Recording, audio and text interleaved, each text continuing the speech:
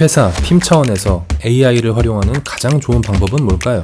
왜 기존 회사들은 AI 시대에 뒤처질 수밖에 없을까요? 그리고 왜 지금이 작은 스타트업이 거대 기업을 이길 수 있는 역사적 기회일까요? 다이애나 후는 세계 최고의 스타트업 엑셀러레이터 Y 컴비네이터의 파트너입니다. 그녀가 지금 몇 달 사이에 목격한 아주 놀라운 현상에 대해 이야기하려고 나섰습니다. 만약 당신이 창업자거나 팀을 이끄는 사람이거나 혹은 조금 전 질문의 답이 궁금하시다면 꼭 끝까지 들어보세요. 저는 보충 설명과 내용 정리로 여러분의 이해를 도와드릴게요.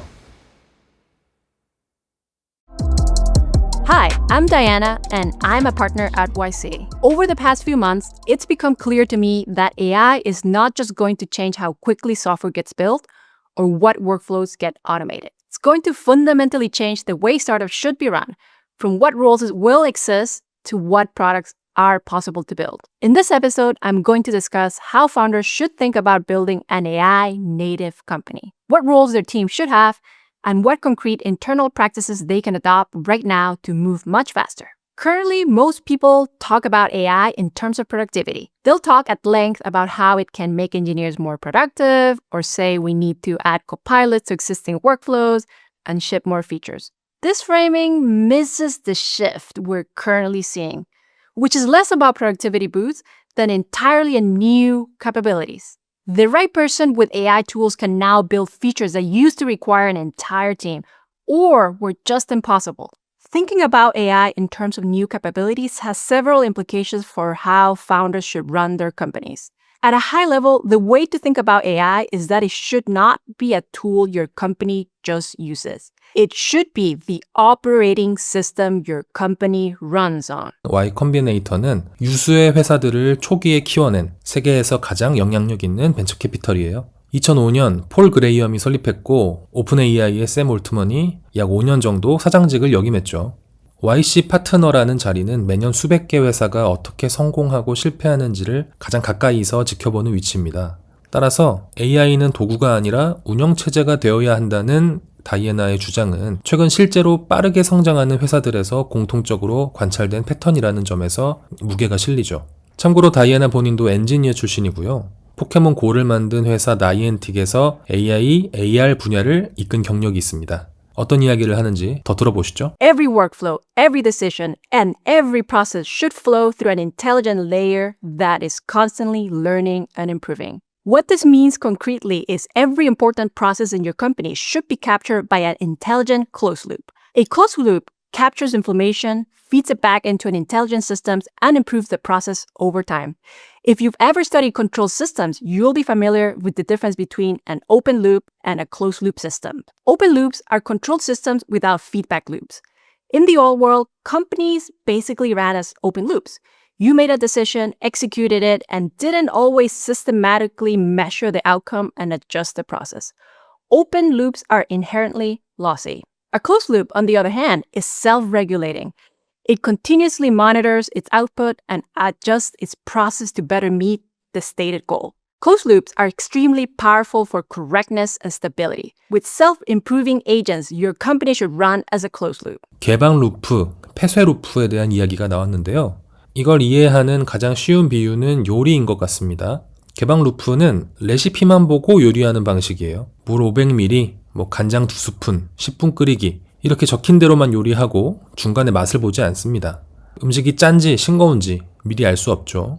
반면 폐쇄 루프는 중간중간 간을 보면서 요리하는 방식이에요. 끓이다가 한번 맛보고 싱거우면 소금을 더 넣고 다시 맛보고 이렇게 결과를 측정하고 조정하는 행위를 반복합니다. 에어컨도 그렇죠. 설정 온도에 도달했는지 계속 측정하면서 에어컨 스스로 더우면 더 강하게 그리고 시원해지면 약하게 자동 조절하죠. 이런 게 폐쇄 루프입니다. 다이애나가 말하는 핵심은 이겁니다. 기존 회사들은 회의, 결정, 실행으로 끝나고 그 결과가 좋았는지 나빴는지 체계적으로 확인하지 않습니다. 체계적으로라는 말이 중요한데 결과를 확인하고 반영하고자 하는 의지가 있다고 해도 기존의 운영체제가 이걸 받쳐주지 못합니다. 반면 AI 네이티브 회사는 실행부터 결과 분석, 그 다음 결정까지 체계적이고 근본적으로 가능합니다. 속도도 빠르고 정확도도 높죠. To build these closed loops, you will need to make your entire company queryable. In other words, the whole organization should be legible to AI. Every important action should produce an artifact that the intelligence at the center of the company can learn from and use to self-improve. This means recording your meetings with an AI note-taker, minimizing DMs and emails, and embedding agents throughout communication of all channels. It also means building custom dashboards with everything in the company: revenue, sales, engineering, hiring, ops, everything. Here's a concrete example of how it could work. Take engineering, management, and sprint planning. If you have an agent that has access to your linear tickets, all your Slack engineering channels, all customer feedback from emails or tools like Pylon and GitHub, high-level plans in a Notion or Google Doc, sales calls and recordings from daily stand-ups, then the agent can analyze what was actually shipped in your previous sprint and how well they met customers' needs for real. From there, you can go a step further. With full visibility into what shipped, what worked, and what didn't, agents can start looking ahead. They can propose sprint plans for engineers that are way more predictable and accurate and on track. The days of Eng manager status roll-ups that are super lossy are gone. Having managed engineering teams myself, and now seeing this across multiple YC companies, this is a game changer. What used to require constant coordination becomes legible and queryable by default. I've seen teams that do this cut their engineering sprint time in half and get close to 10x more done in that time. The overarching principle here is that to get their full capabilities, you need to provide models with as much context as you would provide an employee. When you do this, your company stops operating as an open loop, where information is fragmented and manually interpreted. It becomes instead a closed-loop system. Status, decisions, and outcomes are continuously captured and fed back into this intelligence layer. The result is a system that always has an up-to-date view of what's actually happening. 쿼리는 원래 데이터베이스에 질문한다라는 뜻인데요. 다이애나가 말한 AI 네이티브 운영 체제가 작동한다면 데이터베이스가 아니라 AI에게 질문함으로써 서비스에 대한 모든 답이 나오는 상태가 되는 거겠죠. 예를 들어 지난달 우리 고객들이 가장 많이 불평한 문제 3가지가 뭔가? 이번 분기에 영업팀이 어떤 기능을 가장 많이 요청받았는가? 지난 6개월간 우리 회사가 내린 결정 중에 실패한 것의 공통점은 무엇인가? 다음 업데이트 때 반드시 넣어야 하는 기능은? 이런 질문을 누구나 할 수 있고 누구에게나 정확도가 높은 응답이 돌아옵니다. 현재 이런 시스템이 잘 거쳐지지 않는 이유는 회사의 정보가 여기저기 흩어져 있기 때문이고요. 이를 사람이 이어주고 전달해주는 방식은 정보 전달에 누수가 생길 수밖에 없어요. 주요 정보가 오가는 회의는 반드시 전부 데이터화해야 한다고 말하고, 중요한 정보가 오가지만 정보가 공유되지도 않고 쌓이지도 않는 다이렉트 메시지나 사내 이메일은 최소한으로 사용하라는 팁도 중요한 것 같습니다. 메신저 메시지나 구두로 중요 정보가 오가는 바람에 특정 관리자와 친하지 않으면 정보와 멀어지는 상황, 회사를 다녀본 분들은 한 번쯤 경험하시거나 목격하셨을 거예요. DM으로 업무 지시를 받고 구두로 회의 결론을 내고 결정 과정을 문서로 남기지 않는 문화, 저는 스타트업에서도 많이 보고 들었습니다. 이런 관행은 AI 시대에는 큰 약점이 됩니다. AI가 학습할 수 있는 데이터가 남지 않기 때문이죠. There's also a new paradigm emerging for how the highest velocity companies build product. AI software factories. If you're familiar with the test-driven development, or TDD, this is the next evolution of that. With software factories, humans write a spec and a set of tests that define success. And then AI agents generate the implementation and code and iterate until the tests pass. The human defines what to build and judges the output. The actual code is the agent's job. Some companies have already pushed this to the point where their repos contain no handwritten code, just specs and test harnesses. StrongDM's AI team is an example of how to do this. Their end goal was a system that essentially eliminated the need for a human to write or review code. And so they built their own software factory where specs and scenario-based validations drive agents to write, test, and iterate on code until it meets a probabilistic satisfaction threshold. And it works. This is how you achieve the 1000x engineer that Steve Yege talks about by surrounding a single engineer with a system of agents that enable them to build things they would have never been able to build before. The era of the 1000 or even 10,000x engineer is here. AI 소프트웨어 팩토리와 기존 회사의 차이를 좀 더 쉽게 이야기해보면요. 기존 방식은 건축가가 설계도를 그리고 인부들이 직접 벽돌을 쌓아서 집을 짓는 방식이라면 AI 소프트웨어 팩토리에서는 건축가가 이 집은 침실 3개, 화장실 2개, 무너지지 않아야 하고 단열이 잘 되어야 한다. 이런 요구사항과 합격 기준만 작성합니다. 그러면 로봇 인부들이 알아서 집을 짓고 또 테스트도 하고 통과할 때까지 자기들끼리 고치고 짓는 걸 반복하죠. 중간 피드백, 최종 검수 이런 절차까지도 사라지겠죠. TDD라는 말은 간단히 말씀을 드리면 코드를 짜기 전에 합격 기준을 먼저 정하는 방식인데요. 시험 문제를 먼저 만들어 놓고 그 시험을 통과하는 답안을 나중에 작성하는 것과 비슷합니다. 단 TDD에서는 그 답안을 사람이 쓰는데 AI 소프트웨어 팩토리는 사람은 시험 문제, 즉 스펙과 테스트까지만 만들고 답안을 쓰는 건 AI 에이전트가 맡습니다. 요약하면 소프트웨어 팩토리는 사람은 무엇을 만들지만 결정하고 AI는 어떻게 만들지를 알아서 처리하는 분업입니다. 심지어 사람이 다음에 무엇을 만들지 결정할 때 도움이 될 만한 분석 자료와 정보들까지 제공해 주겠죠. 꿈만 같은 일처럼 들리지만 이미 도입되고 있고 가능한 일입니다. One implication of building your company this way, with AI loops everywhere, a queryable organization, and software factories, is that the classic management hierarchy no longer makes sense. In the old world, you needed middle managers and coordinators to route information inefficiently up and down an organization. In the new world, the intelligence layer serves that purpose. If your company is queryable, artifact-rich, and legible to an AI, you should have almost no human middleware. This matters because your company's velocities is only as fast as its information flow. Every layer of human routing you can remove is a direct speed gain. A great example is what Jack Dorsey is doing over at Block. After going deep on the tools, he's come to the same conclusion many have. This is about more than just incremental productivity gains. His view is that if you keep the same org chart and management structure, you miss the shift entirely. The company itself has to be rebuilt as an intelligence layer, with humans at the edge guiding it rather than routing information through it. Going forward, Jack suggests every company will have 3 employee archetypes. The first is the individual contributor, or IC, basically the builder-operator. This is someone who directly makes and runs things. In an AI-native company, this is not limited to engineers. Everyone builds. Eng, ops, support, sales.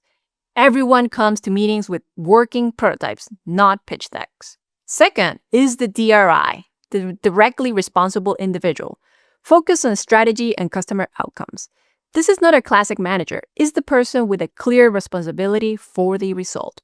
One person, one outcome, no hiding. The third is the AI founder type.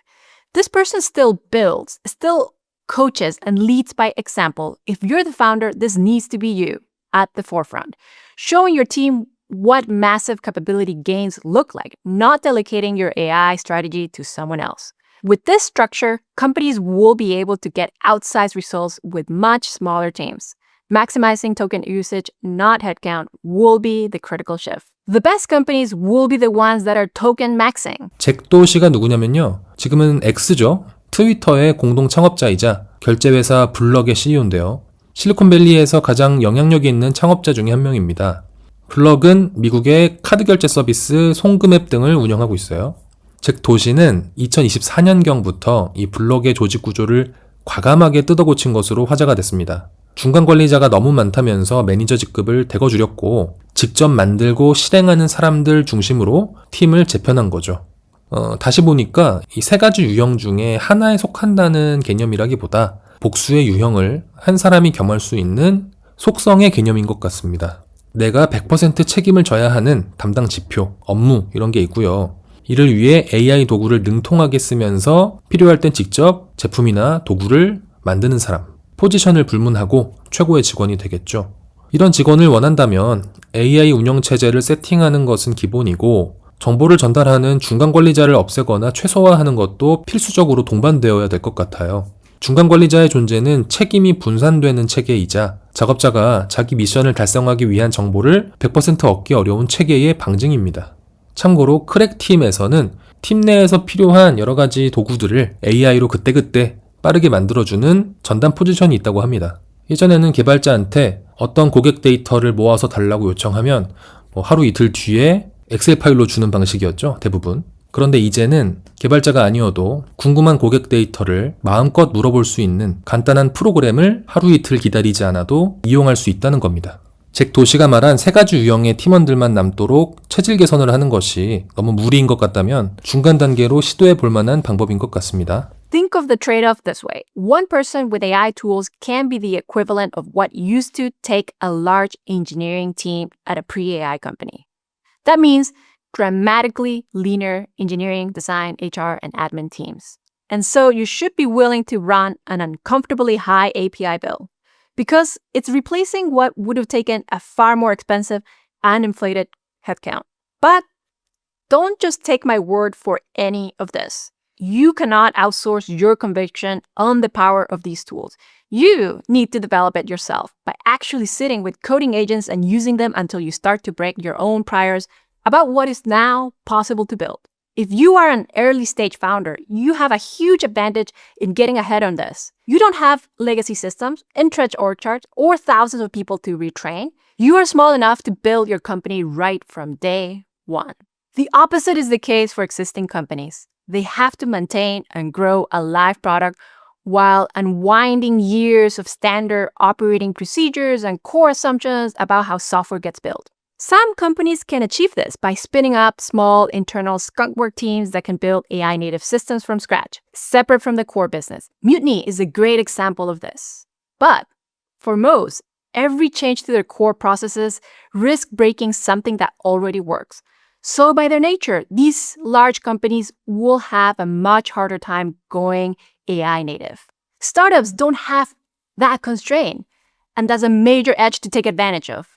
You can design your systems, workflows, and culture around AI from the start, and as a result, operate 1,000 times faster than the incumbents. 다이애나는 제로 베이스에서 AI 네이티브 운영 체제를 세팅할 수 있는 스타트업에게 유리한 판이라는 것을 강조하면서도 기존 회사에게도 아이디어를 주고 있어요. 먼저 스컹크 웍스란 말이 나왔는데요. 회사 본부의 복잡한 절차와 보고 라인에서 떨어져 나와서 소수의 정예 멤버가 자유롭게 새로운 것을 실험하는 작은 팀을 의미합니다. 별동대라는 개념과 비슷할 것 같은데요. 기존 회사가 AI 네이티브 운영 체제를 도입하고 싶다면 핵심 비즈니스와 아무런 관계가 없는 작은 AI 네이티브 팀, 이 스컹크 웍스 팀을 만들어서 그 팀이 완전히 새로운 방식으로 일하면서 실험해 보는 겁니다. 영상에 언급된 뮤티니는 Y 컴비네이터 출신 스타트업으로 영업팀, 마케팅팀이 필요한 고객 대면 자료를 AI로 만들어주는 서비스인데요. 2018년에 설립되어서 AI 네이티브 조직은 아니었어요. 이 레거시 팀이 AI 네이티브 운영 체제와 조직으로 아주 잘 변모한 듯 합니다. 이 영상의 핵심을 간단하게 요약하면요. 가장 중요한 메시지는 이겁니다. 여러분은 AI가 일을 더 빨리 하게 해주는 도구가 아니라 팀의 체질을 바꾸는 새로운 운영 방식으로 이해하셔야 합니다. 지금까지 업무 보조 도구로 생각하면서 직원들에게 보조금, 지원금 정도만 주고 있다면 생각을 크게 바꾸시는 게 좋겠습니다. 3가지 핵심 개념이 나왔는데요. 첫 번째는 폐쇄 루프 회사. 스스로 학습하는 회사 시스템이죠. 모든 의사결정과 그 결과를 AI가 추적하고 분석할 수 있게 만들어야 하고요. 두 번째는 AI 소프트웨어 팩토리죠. 사람은 무엇을 만들지 스펙만 정하고 AI가 어떻게 만들지를 담당하는 구조죠. 이게 잘 작동하면 엔지니어 1명이 과거 1000명이 하던 일을 할 수 있게 됩니다. 세 번째는 새로운 조직 구조예요. 중간 관리자가 없는 평평한 조직이 필요합니다. 정보를 위아래로 전달하는 중간 관리자는 더 이상 필요가 없습니다. 모든 직원이 직접 만들고 명확한 책임을 지면서 창업자는 AI 활용에 선두에 서야 합니다. 우리에게 가장 힘이 되는 대목은 마지막에 나온 것 같은데요. 지금이 스타트업이 강자를 앞지를 수 있는 절호의 기회입니다. 기존 시스템, 업조, 직원 수, 소수 정예입니다. 의사결정 속도는 기본적으로 빠르고요. AI 네이티브 전환은 처음부터, 기초부터 가능합니다. 작고 빠른 AI 네이티브 스타트업은 기존 기업을 압도할 수 있는 역사적인 기회를 거머쥘 수 있습니다.